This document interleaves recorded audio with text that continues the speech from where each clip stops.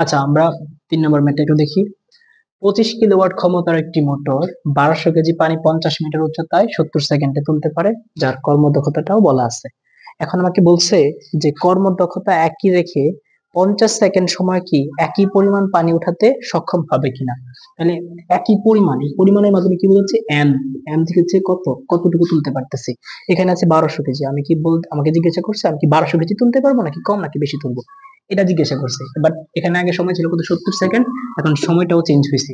অর্থাৎ তাইলে আমার এই টিটাকে চেঞ্জ করব, আর আমরা যে এমটা বসাইতাম ওইটাকে হচ্ছে আমরা আননোন রেখে ম্যাথটা সলভ করবো। তাহলে দেখি আমাদের ইটা সমান কি দাঁড়ায়, P out by P in into 100%। আচ্ছা, তাহলে এটা সমান কত আছে, 33 পয়েন্ট, পি আউট কত, MG H by T into P in into 100%। আমি এখানে পার্সেন্ট আর 100 দুইটাকে কেটে ফেলি, তাহলে পয়েন্ট এখানে কি দাঁড়ায়, 0.336 ইজিক্যাল টু এম কত, এমটা আমি বের করবো। তাহলে এম জি কত 9.8, এইচ কতটুকু আছে 50, টি কত এই যে এখানে 50 সেকেন্ড, ইন কত আছে 25 কিলোওয়াট দেখে 10⁻³ ভাগ আছে, এই পাশে গেলে কি হবে, গুণ হবে।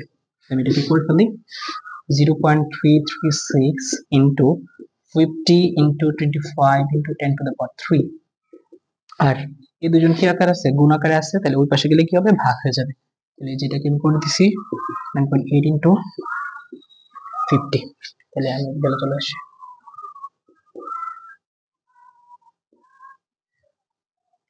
আমি যদি একটু ক্যালকুলেট করি তাহলে ভ্যালুটা পাবো 0.36 into 50 into 25 into 10⁻³ divided 9.8 into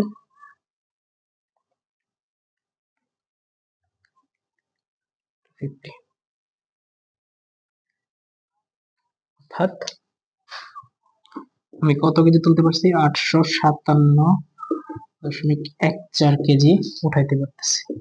অর্থাৎ আমি আগে তুলছিলাম কতটুকু, 1200 কেজি, বাট এখন কতটুকু তুলতে পারছি, 857.14 কেজি উঠাইতে পারছি। তার মানে কি আমি একই পরিমাণ উঠাইতে পারি নাই, হ্যাঁ, তাহলে আমি কম তুলছি। অর্থাৎ আমার যেই প্রথমকার যে ই ছিল, এম ছিল, ওইটা হচ্ছে বেশি আমাদের এখন ফাইনাল এম থেকে।